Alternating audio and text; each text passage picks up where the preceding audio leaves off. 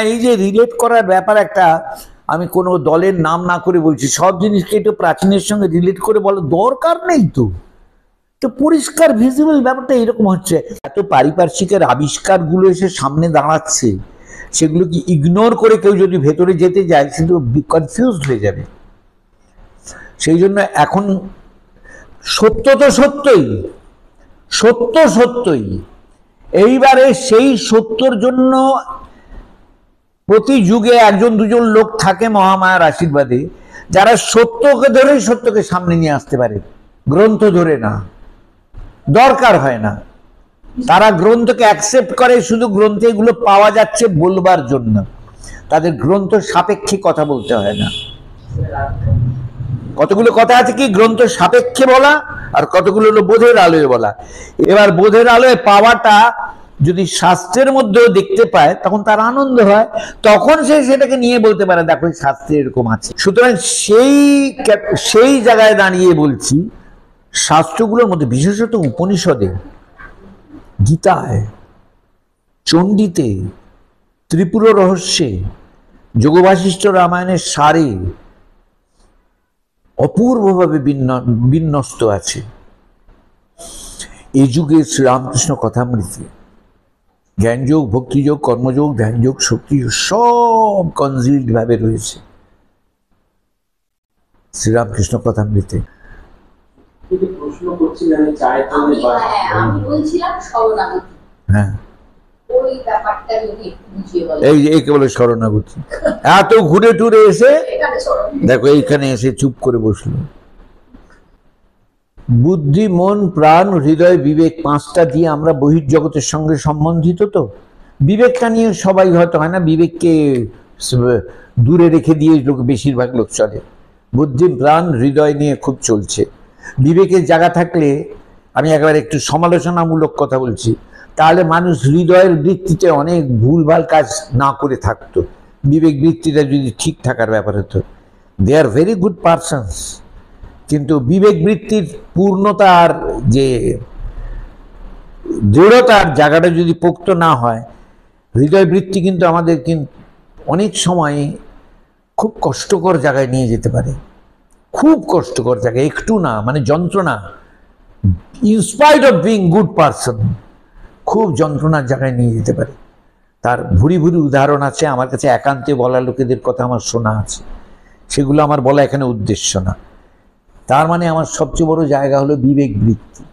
বিবেক বৃত্তি must be there with full armours. আমার সমস্ত শক্তি সম্বন্ধে, এই দুর্গা কিন্তু বিবেক বৃত্তির মূর্তি। বিবেকের অপর নাম প্রতিবাদী শক্তি, কারণ বিবেকের কাজ হ্যাঁ করাই শুধু না, না করাও। মা দুর্গাকে সেই বলা হয় যে গড়ে উঠেছিলেন। মা দুর্গা কি নতুন দেবী নাকি যে দেবতাদের সমস্ত গড়ে উঠবেন? তিনি চিরন্তনী। তাহলে ওটি গড়ে উঠেছিল কে? প্রতিবাদী শক্তির মূর্তিটা গড়ে উঠেছিল, দুর্গা দুর্গতি হারিণী। সেই জন্য সেই দুর্গতি হারিণী দুর্গার রূপটা গড়ে উঠেছিল। মহাদেবী গড়ে ওঠার ব্যাপার নেই, তিনি চিরন্তন। এইবারে যে পাঁচটা নিয়ে আমাদের জগতের সঙ্গে সম্পর্কটা, আমার হৃদয় বৃত্তি, বিবেক বৃত্তি, বুদ্ধিবৃত্তি, প্রাণবৃত্তি, মনোবৃত্তি, যে কোনোটাই নিয়ে আমি টোটালি অ্যাটেন্টিভ হওয়ার অপর নাম শরণাগতি। ইনসাইডে আমরা শরণাগতিটাকে শুধু ভক্তির সঙ্গে রিলেট করে রেখে দিয়েছি। এই জ্ঞান যোগে এই একজন যে বুদ্ধি দিয়ে বিচার, ওটা শরণাগতি কম না? বুদ্ধির পথে ওটা শরণাগতি। হৃদয়ের পথে একটা শরণাগতি। হৃদয়ের পথেটা মানুষের কাছে বেশি পৌঁছায় কেন? খুব রিলেট করতে পারে সবাই। বিবেকের পথে শরণাগতি, আমি কোনো অন্যায় কম্প্রোমাইজ করব না, সব তাঁর বোধে। এই যে মন্মনা ভব মদ ভক্ত মজ্জায়ী মাং নমস্কুরু, ওইখানে শুনলে মনে হয় যে যা করছো আমার জন্য করছো। এবার একটি ছেলে 17 বছরের ছেলে বলে, দাদু, তাকে সে গীতা পাঠে খুব এক্সপার্ট হয়ে গেছে।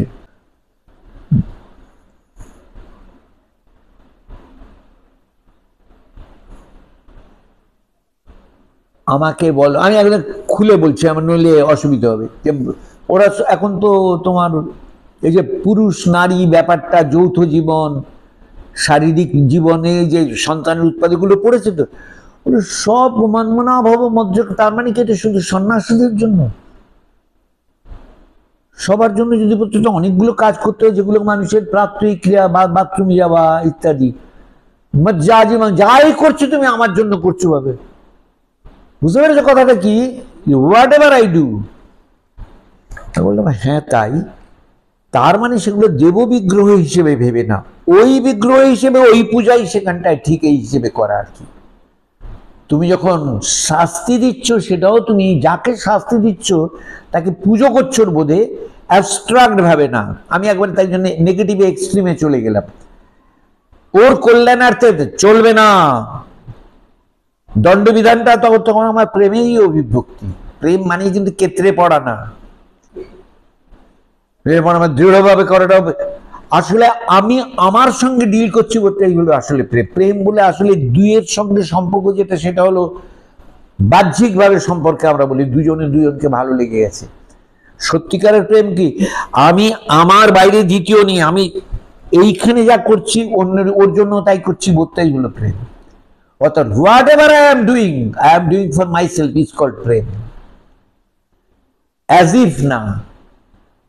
তাই দিব্য প্রেম দশাটা হলো এক বোধে দুই হয়ে নিজেকে নিজের ব্যবহার। এবার শরণাগতি এই পাঁচটা পথে যখন যাচ্ছি, সবটা পাঁচটা নিয়ে, রামকৃষ্ণ ছাড়া পট করে পাওয়া যায় নিজেরা পাঁচটা নিয়ে কাজ করেছে একসঙ্গে। বেশিরভাগ হয় কি এক কি দুই, বাকিগুলো থাকে মাইনর ফর্মে, যে বুদ্ধি বিবেকের দিক দিয়ে চলছে, বাকিগুলো দিয়ে সে হৃদয় দিয়ে আর ঠাকুর ঠাকুর মানি না, সে কিন্তু বলে না, প্রণামও হয়তো করে, খুঁজছে অন্বেষণটা তার বুদ্ধি ধরে। কিংবা হৃদয় দিয়ে যে সে বেদান্তের বইকে অশ্রদ্ধা করে তা নয়, জ্ঞান যোগের বইকে অশ্রদ্ধা করে, কিন্তু সে বলছে ভাই আমার মনে জপ করা বা ভজন করাটাই আমার কাছে ভালো। অর্থাৎ বাকিগুলো তার কাছে এক্সারসাইজের মতো থাকা, বিরোধের জায়গায় না। শরণাগতি প্রপার হলো তাই যে আমার যে কোনো একটাই আমি একদম কংক্রিট বা ব্যবসায়িকা বুদ্ধি, একদম মানে নির্দিষ্টভাবে সেইটা নিয়ে থাকবো, বাকিগুলো অনুষঙ্গ হিসেবে থাকবে। এই হলো শরণাগতি প্রপার। বোঝা গেল?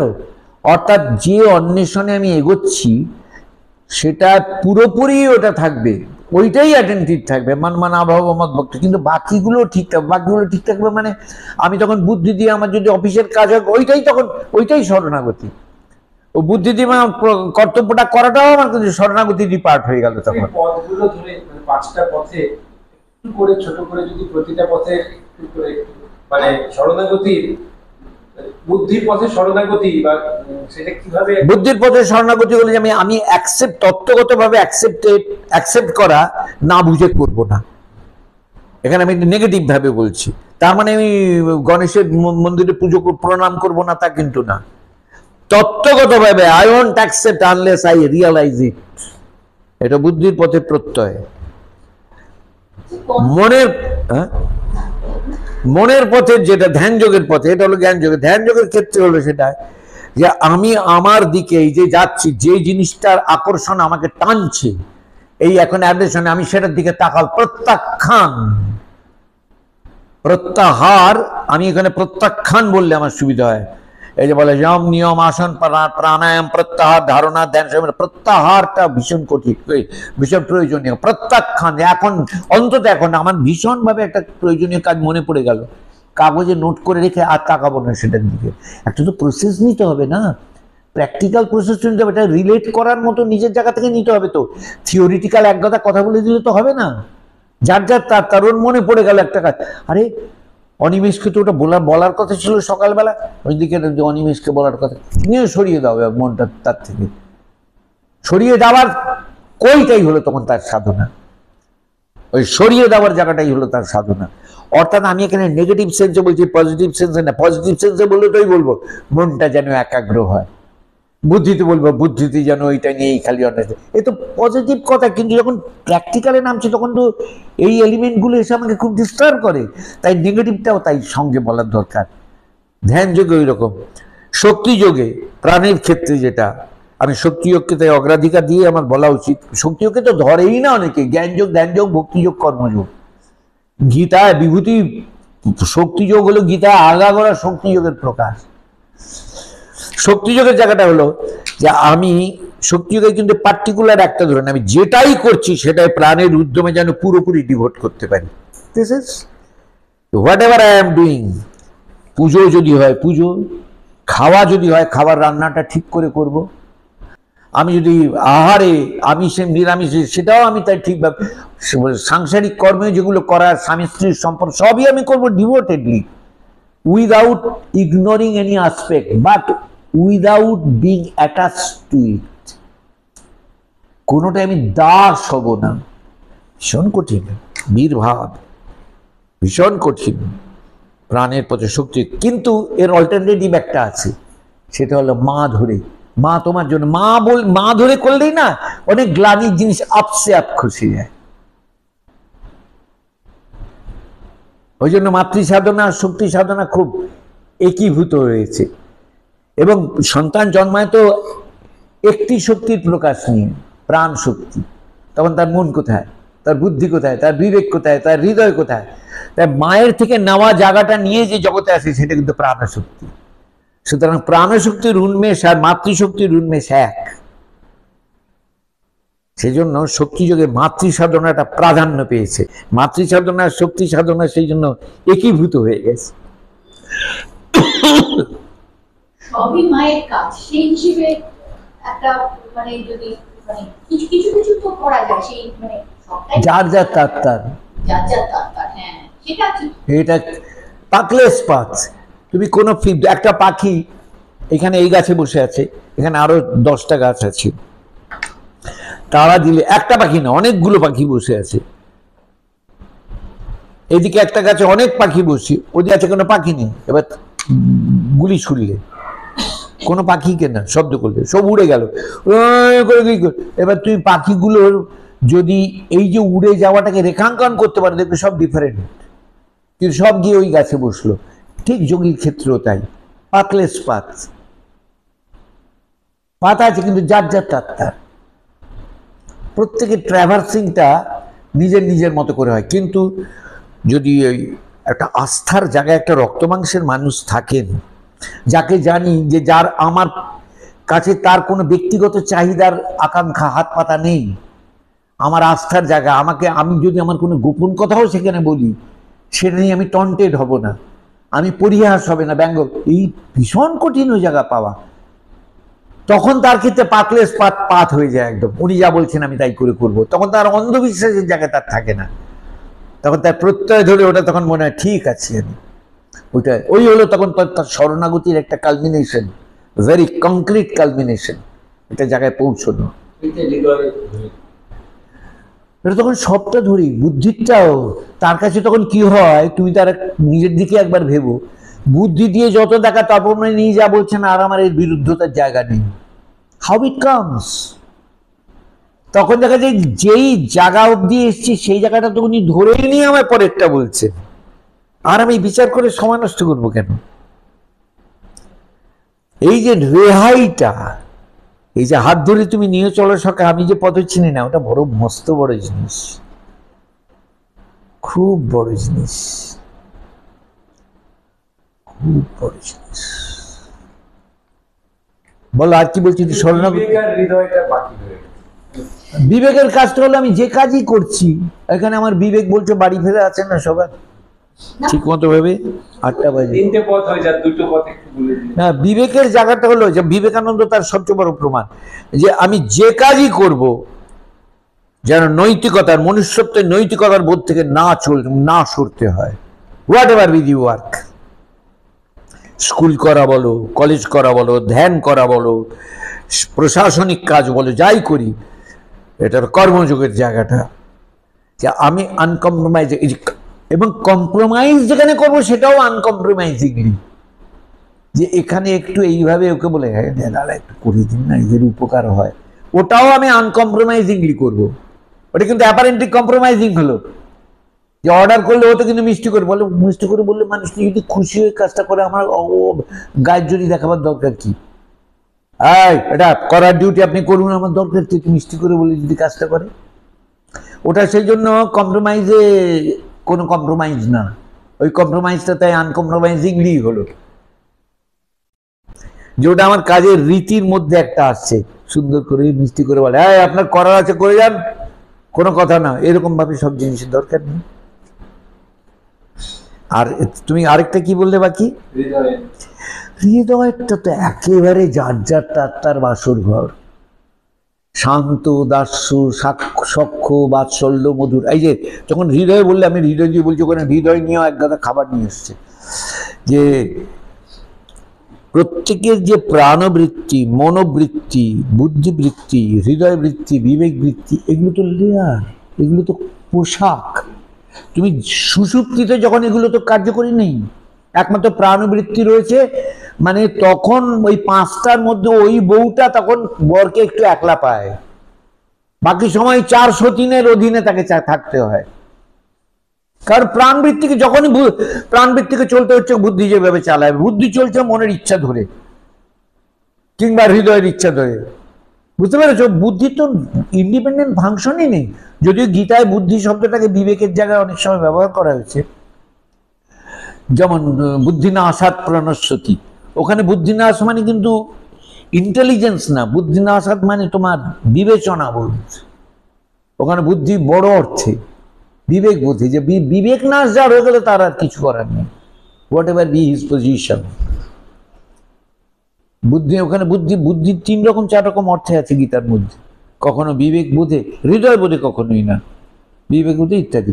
এবার কথা হলো যে যখন হৃদয় বোধে আমি জানছি, যে গুরুমুখে শুনলাম, আমি একটা ভক্ত হয়ে শিষ্য হয়ে বলছি, গুরুমুখে শুনলাম, আমার খুব ভালোবাসতে ইচ্ছা করে, ঠিক আছে, গুরুমুখে শুনলাম, যার যে বৃত্তির প্রাধান্য সেটা নিয়েই তাকে পায়, আমার তো সবসময় ভালোবাসার কিছু পেতে ইচ্ছে করে, ভালোবাসা পেতে না, ভালোবাসার জায়গা পেতে ইচ্ছে করে, যেখানে ভালোবাসার প্রতিদানে আমাকে কিছু নষ্টামি করতে হবে না, আমাকে কিছু বিসর্জনে শুধুই তাকে নিজেকে নিবেদন করে দেওয়া তার কাছে আমার, কারণ আমি তার হয়ে যাওয়ার মতো করে ভালোবাসতেছি।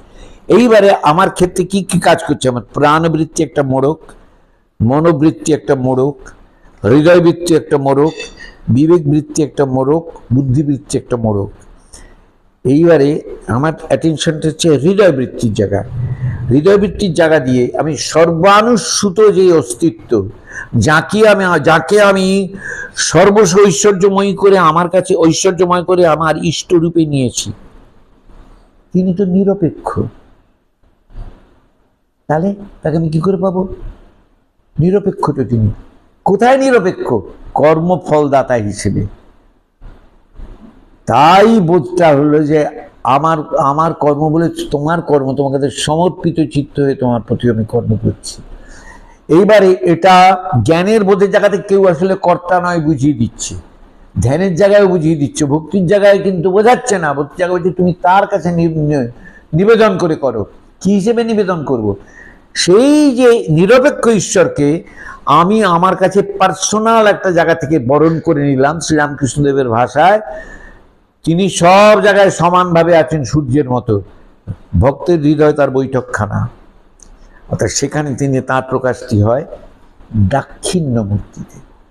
এই দাক্ষিণ্য মূর্তিতে তাকে পেয়ে রিলেশনশিপে তাকে নেওয়া, তুমি আমার ঘরে আছো, হৃদয় মন্দিরে আছো, শান্ত ভাব, দাস্য ভাব, তুমি প্রভু আমি তোমার দাস, সখ্য ভাব, তুমি উঁচুতে কিন্তু তোমাকে আমার বন্ধু ভাবে পেতে ইচ্ছে করে, বাৎসল্য, তোমাকে সন্তান বোধে পেতে ইচ্ছে করে। একটা যেই রিলেশনশিপগুলো নিয়ে সংসারে মানুষ চলে, তার মধ্যে যেইটা তার কাছে মনে হয় আশ্রয় করার মতো, সেরকমটাকে ধরে, আর মধুর হলো প্রেমের সম্পর্কে, একেবারে স্বামী স্ত্রীর দাম্পত্যের মতো, আর ওটা ব্যাখ্যার দরকার নেই। এইবারে যেটাকে নিয়ে আমি করে তার নৈকট্যর জন্য আমি সাধনা করব, সেটাই তার কাছে তখন শরণাগতি। ভক্তিযোগ দিয়ে বললাম, জ্ঞান যোগে তো হয়ে গেল, খুলে গেল, উন্মিলিত হয়ে গেল। আমি কর্তা নয়, আমি কর্তা নয় মানে আমার অহং স্বাতন্ত্র নেই, অহং স্বাতন্ত্র নেই মানে আমি দ্বন্দ্বাতীত চৈতন্য, দ্বন্দ্বাতীত চৈতন্য মানে আমি কোনো ভেরিয়েবলের দ্বারা বদ্ধ নয়, ভেরিয়েবলের দ্বারা বদ্ধ নয় মানে আমি বিস্তৃত, আমি বিস্তৃত মানে আমি ব্যাপ্তি স্বরূপ, ব্যাপ্তি স্বরূপের অপর নাম ব্রহ্ম। আমি ব্রহ্ম চৈতন্য। 4 কথায় জ্ঞানযোগ।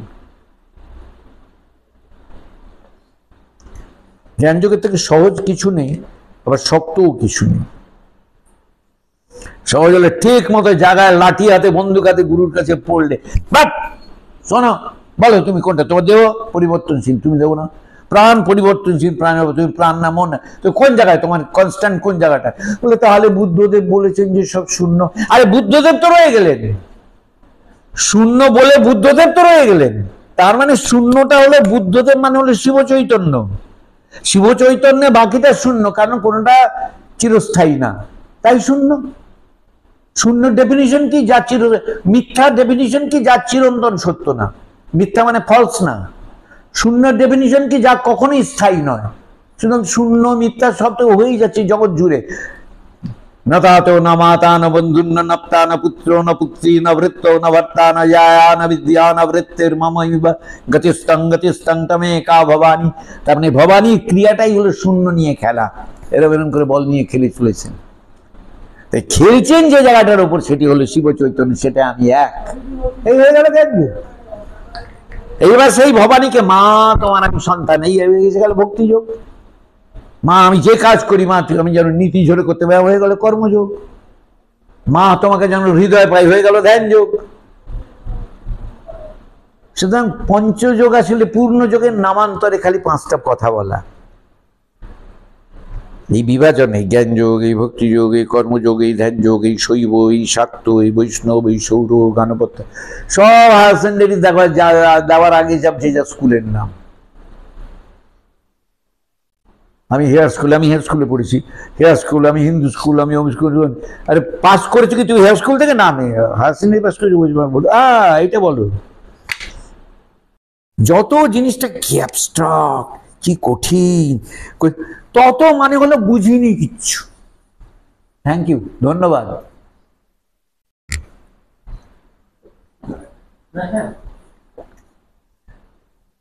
যেটা নিজের পরিচয় নিজের কাছে খুলে যাওয়া, সেটা থেকে তো সহজ কিছু নেই না। বলো, কথাটা ভেবে দেখো, তোমার নিজের কাছে সবচেয়ে সহজ পরিচয় তোমার আমি বোধটা। বাকিগুলো সব কিন্তু পাড়ার, অফিসের, বন্ধুর, বাড়ির লোকের, সব কিন্তু দ্বিতীয়। তোমার কাছে সবচেয়ে কাছে সহজ পরিচয় তোমার আমিত্ব। সেইটা তুমি জেনে গেলে অহংমুক্ত জায়গায়, যে আমিত্বটা খণ্ডভাবে এখানে টুকরো নাই, বিশ্ব আমিত্বেরই আমার আমিত্ব হয়ে গেল। আবার কি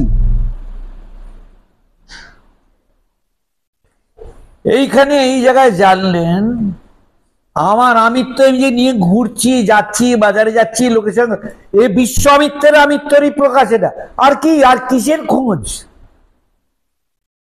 তখন যেটা যেমন ভাবে করলে কল্যাণ ধর্মী, ডু ইট। ওই কীর্তন, ওই ভজন, ওই ধ্যান, ওইটাই তো ধ্যান, ওইটা সব। আর কি কিসের, আর কিসের জন্য কি? তার নিঃশ্বাসের জন্য অক্সিজেন নেওয়া, খিদে পেলে খাওয়া, চা ইচ্ছে করলে চা খাবো, স্নান করার সময় স্নান করবো, কার হাত বাড়িয়ে হাত ধরার থাকলে হাত ধরবো। একদম সহজ প্রকাশের জীবন। এই তো